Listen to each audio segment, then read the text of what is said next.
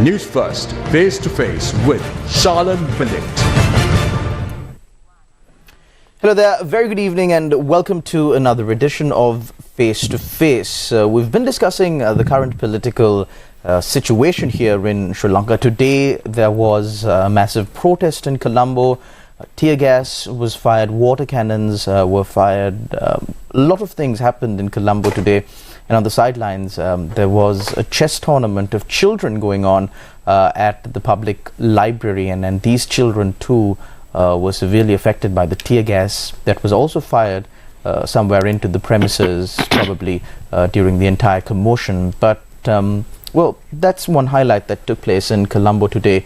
The protest that was organized by the Samaki Jana Balawegaya, of course, reminding all us Sri Lankans that we're back and this is an election year and there are going to be incidents like these taking place in the future as well. Now, to discuss these matters and much more, we've got with us today parliamentarian attached now to the Freedom People's Congress, Mr. Charitha Herath. Thank you very much, sir, for joining us on our program today. Thank you for having me, Charlotte.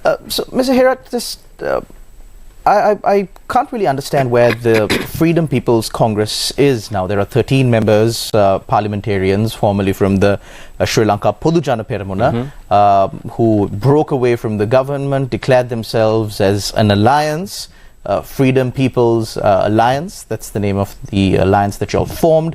And just a few weeks ago, Dilan Pereira, parliamentarian, announced that Sajid Premadasa is the common candidate and that you all will be supporting, or he will be supporting. Now, he sat for this press conference along with Nalaka Godaheva and GL Piris, the former chairman of the Sri Lanka Podujana Peramuna. So, tell me, is the Freedom People's Congress now in alliance with the Samaki Jana Balawegaya, or have you not decided yet?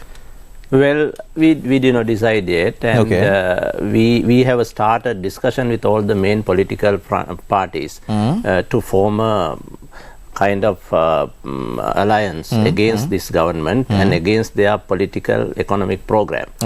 So we are still in that discussions, and while we are doing that thing, there are some issues, and some of our members are claiming that they have signed agreement or kind of like MOU with SJB, and that I don't know actually, and you have to ask from them. And as you said, some honorable members are saying that they are now part of SJB and SJB alliance.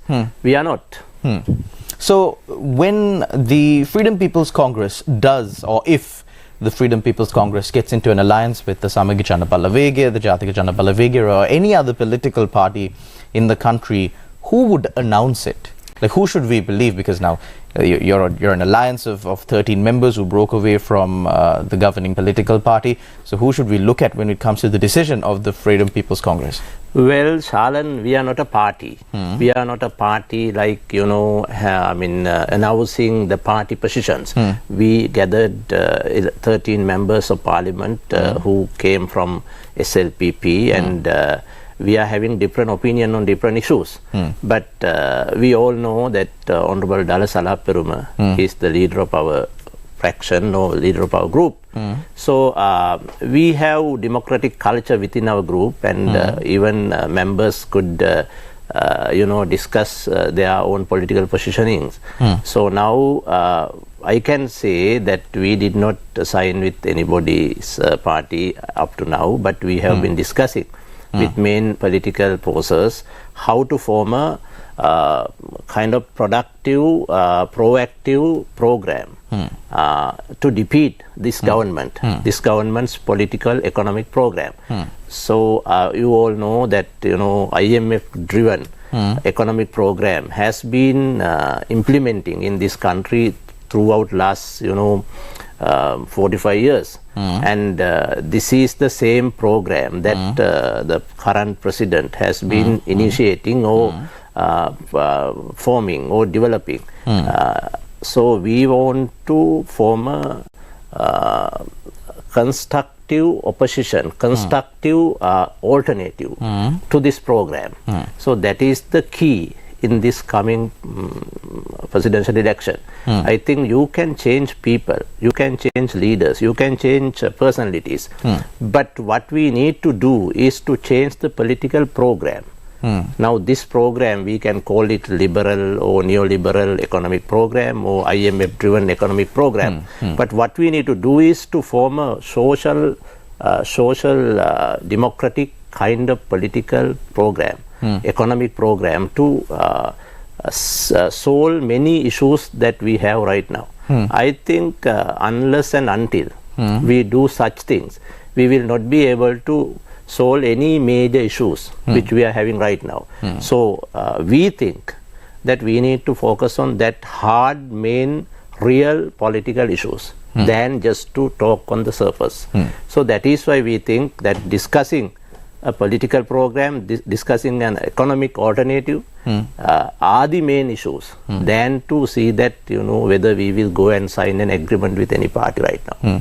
But Mr. Herath, now the issue really here is that what happened in Sri Lanka, the so-called economic crimes as they are being known right now, these have been happening for many years, and it took Sri Lanka, the economic crisis, and then for the IMF to come and point out and say, look here, if you don't do these, if you don't get these things right, we are not going to give you any money to get you out of the mess that you're in right now. So does it really take, now we speak about being self-sufficient, we speak about having 2,500 years of great history, but at the end of the day, the fact of the matter is that we were mismanaging our country so badly, and it took a foreign intergovernmental or international organization to come and tell us, look, what you're doing is stupid, please do the right thing, if not, we are not going to help you.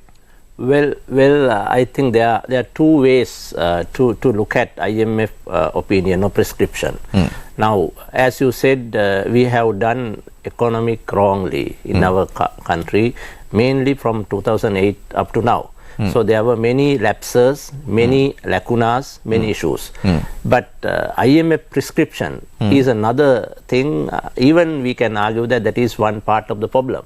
So we have had IMF support 16 times, and some. But we've never completed their program. Yeah, some time we did not complete, and I think all 16 times we never. No. We completed a few. We completed some time, but out of 16, I think 4 or 5 times we left it out. Like you can't do that. Because it was, sometime their prescription was so hard, and people will be getting lot of issues. Right now, the same thing is happening. Now, like they are prescribing that you have to impose this tax, then the government is going to do that. Like the government is just the translating mechanism of the IMF agendas. Like, they are just not thinking. The people behind the government are not thinking at all. What they are doing is translating. So that is the issue that we just need to look at. That is why 4 times or 5 times IMF programs were left out by those governments, previous governments. So the same thing is happening now. Like, now at the moment, people are facing many difficulties, lot of difficulties, and even the president and the financial, expert of the government are saying that we can't do anything else than just to translate what they are saying. So I think we need to hit this main issue, real political issue. It is in the ground. So, I mean, if we don't touch that and just to leave it as it is, we have to follow the same prescription and just change the leadership. That might not, happen anything. That might not change anything. So, the same pressure, same poverty, same stress, same difficulties to the people will continue. Like that is what we are discussing in forming these alliances. But now, Mr. Herath, you're speaking about a practical program forward, something that we can really implement. Do the right thing for once, for a change at least here in Sri Lanka. Now, there was a piece, a news report that I saw quite recently, and that was really alarming. For example, now you were speaking about the issues of the general public. Now we know that electricity prices, the electricity tariff hike that took place on multiple occasions last year, that has increased Sri Lanka's the burden that has been put on the general public of Sri Lanka monumentally. About 1 million connections have been disconnected due to non-payment of dues to the CEB. So that's the magnitude of the issue. And this news report says that there has been about 12 billion rupees that has been given out by the CEB on loan to CEB employees. And out of that 12 billion, or whichever loans that were given by the CEB to their employees, you, the general public, we have been paying 2/3 of the interest on this loan. Now, one cannot say that, we didn't know this was being mismanaged so badly, because the CEB has been suffering losses for decades. The CEB has been suffering losses for decades. So, Mr. Herath, now you've been in Parliament, you've been in the Cabinet several times. I was not in the Cabinet. Sorry. Anytime, no. I beg your pardon, yes. But even in Parliament, or at the Cabinet meetings, has it never come to the attention of any cabinet member, or even at the SLPP group meetings, has it never come to the attention of anyone? We have 225 parliamentarians who we spend quite a lot on. And are you telling me that none of them really thought, hey, CEB is making so much of losses for so many decades, maybe we should take a look at why this is happening? No, like now these are very complicated issues. Like actually outside people cannot get these data, how the CEB internal auditing and internal accounting is happening. Okay. So this is the first time that the minister identified this issue and brought into the discussion. So and of course it's good on him that he did so. This is very good thing. But he has taken this thing to control the issue that was coming from the CEB right now, because the government has decided to say that disbundle the CEB, and they are now proposing a new act to replace the existing Electricity Act 2009. Okay. So there are a lot of internal and outside protest coming in. So minister wanted to deal with them by using this thing. This is very important that he found out this issue, and we need to look at it. And so shouldn't the directors of these institutions be held liable for these this amounts to fraud? This amounts to fraud. This is not only the one place that we can see this kind of issues. Even when I was at the COPE as a chairman, I have found that even central bank, there were also issues where sometimes the workers or the officers, part of the payments were made by the bank. So the same thing happened here. The CEB management took some part of the interest of the officers or their workers' loans, which is not correct, and we have to rectify that, and we have to sometime get this money back from their their provident fund or their salaries. That is not an issue, and that But that will never happen, Mr. Herath. No, that might happen. I'd like to bet on that it will never happen, Mr. No, it might, because you can't pass this thing in a way that you can't just ignore. Because of course you during your time on the COPE committee, you revealed a lot of these things. We see the Auditor General's report coming out every now and again, and massive scale fraud, corruption, things that would just disgust you and wonder how could people do these kind of things in a country that is already broke, to put it quite loosely. But at the end of the day, nothing really does happen. No, now, Shalan, we have to understand this. The Parliament can only recommend. I understand. I'm not blaming you for it. I'm not. But But we need to have a kind of mechanism to look at this thing. And the secretaries of the ministries are the chief accounting officers, and they are bounding to do their job. So one part of their job is to look at this kind of issues and to rectify those things, or they can go to courts and file cases against some of these people. But this particular case, like CEB one, I think we need to have common understanding on this thing, and this should be rectified. I don't know how they will do that. So this could be part of the reason why now Sri Lanka is divided, of course, on the opinion as to, the government says we need to privatize these institutions. There is a group that says we shouldn't privatize these institutions. But speaking from the side of the government, what they say is that these institutions are riddled with corruption, and these are the examples that they give. But that is why I said, the minister took this issue to completely, sideline the argument coming from the CB side. But then this really puts a dent. Puts a dent in the good faith argument of the CEB, because they've been acting so much in bad faith for so long. Well, we have to look at what government is trying to do. You can just say that there were some issues with the officers or the workers' loans, and then we have to privatize all these things. You can't say that. Now here, what government is trying to do is to privatize the transmission. Now there are three main areas of electricity generations, like generations, transmissions and distribution. So now generations are being done by private sector and the government. The transmission under the Electricity Act of 2009 completely given to the government own CEB. So now this time it seems that the transmission would also be given to private sector, which is problematic. Which should not be done, in my opinion. But it is going to happen. So then the distribution is another part. Now LECO has been doing that thing, and there might be some more companies. Altogether 16 new companies to be coming in if the act or the bill pass in the parliament.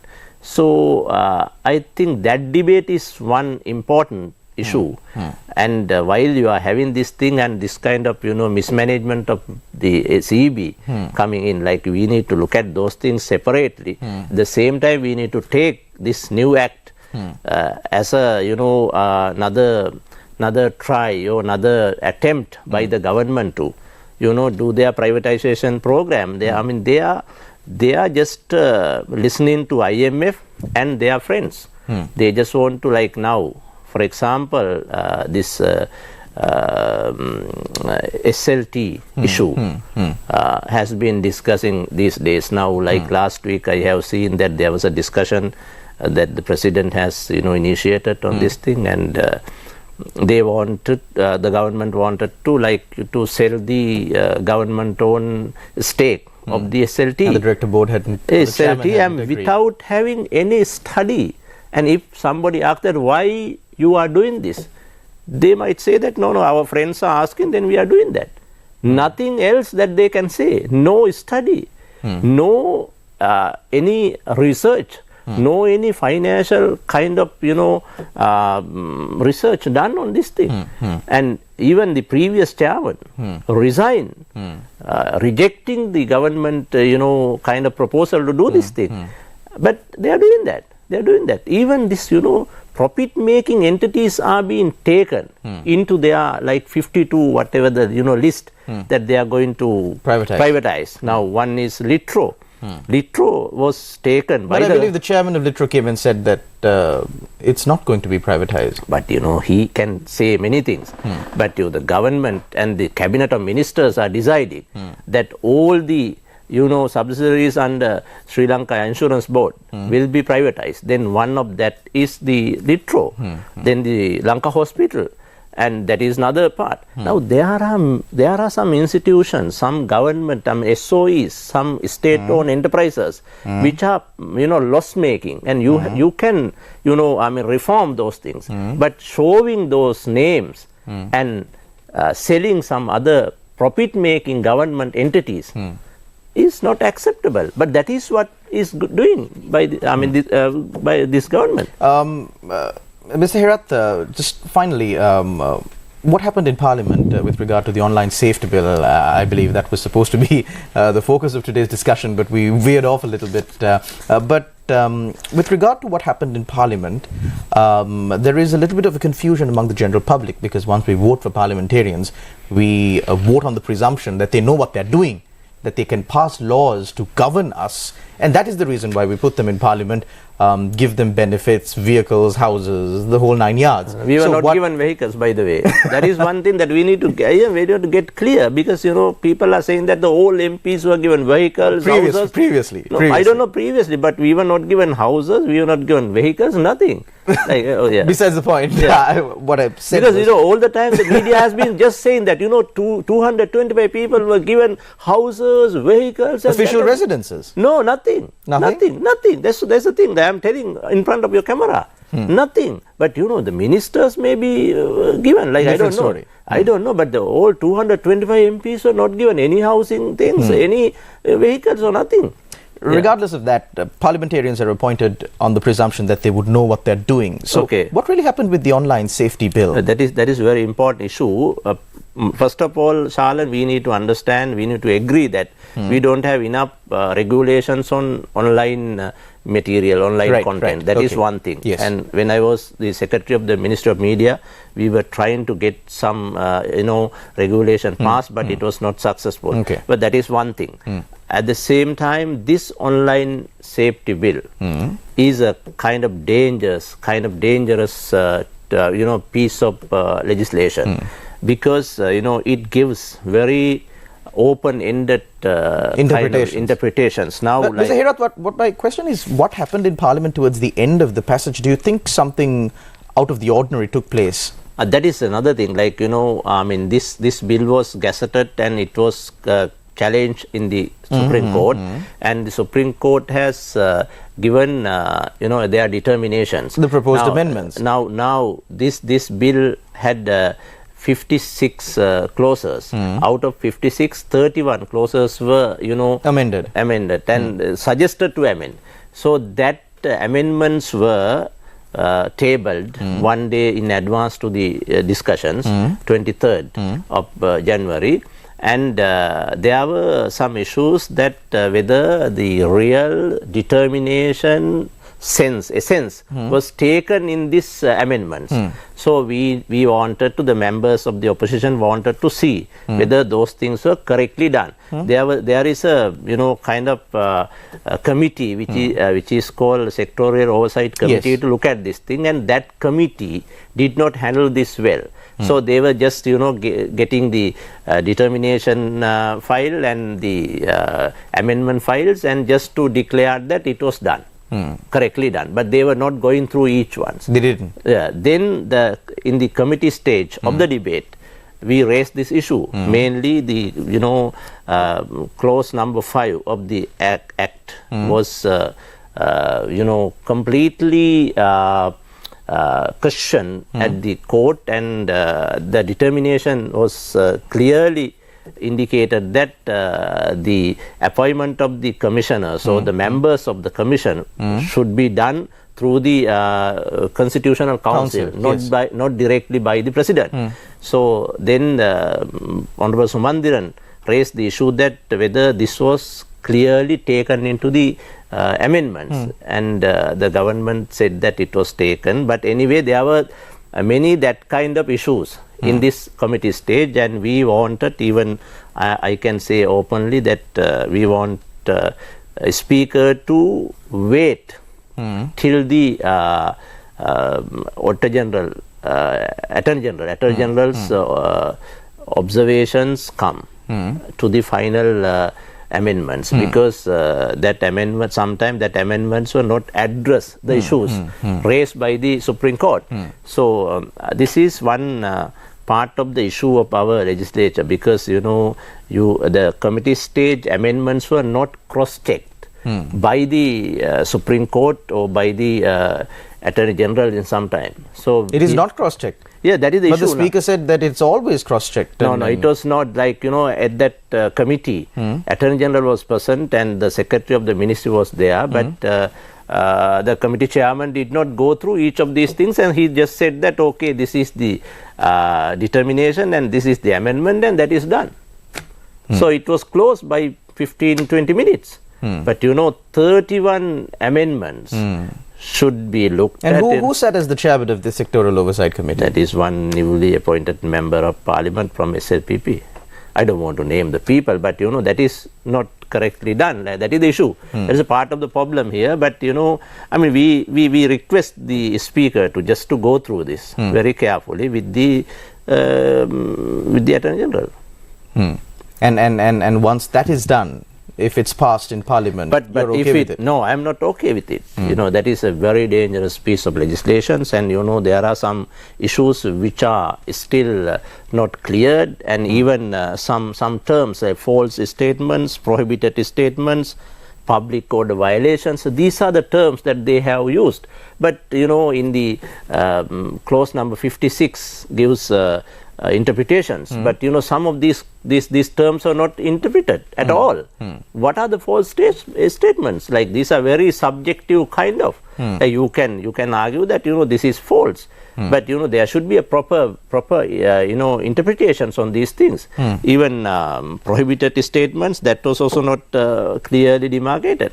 Even clause number 19, which is the most dangerous part of this act, I think, was not touched even at the Supreme Court discussions, because even our side, the people who have put the petitions were not taking that issue, because there it says that like I mean, even if you have time, just 1 minute, like we can just say this is very important part, number 19. Cheating by impersonation. Like, this is like the Shalan, now person can make online account under your name, and using that account, he could do lot of these violations, false statements, prohibited statements, all these things. So end of the day, the law will start to examine with you. Not with the guy who has created all these things. So this is one part of the issue of this number 19 clause. So that should be now the minister agreed with us that it should be looked at, and it should be change or amendment, but I don't know whether they will do that. But that type of lacunas and issues are there in this act, and I think this is a threat to the democracy and to the economic development of this country. I think what the government has done was not acceptable at all. Mr. Herath, of course, all the opposition parties are against this bill, and there will be a time when maybe some opposition party, maybe not at this election, at a future election where they will come into power, and then we will see if the opposition to the online safety bill was real, because the allegation is that the government can misuse this act to, suppress the people's voices. And if a government created by any party in the opposition or members in the opposition come into government positions and they refrain from repealing this piece of legislation, then we would know that their intentions today weren't genuine. So we will have to wait and see on that, Ms. Herath. Thank you very much for joining us on our program this evening. Thank you very much to all our viewers out there for tuning in to another episode of Face to Face. Until we meet again, take care and God bless.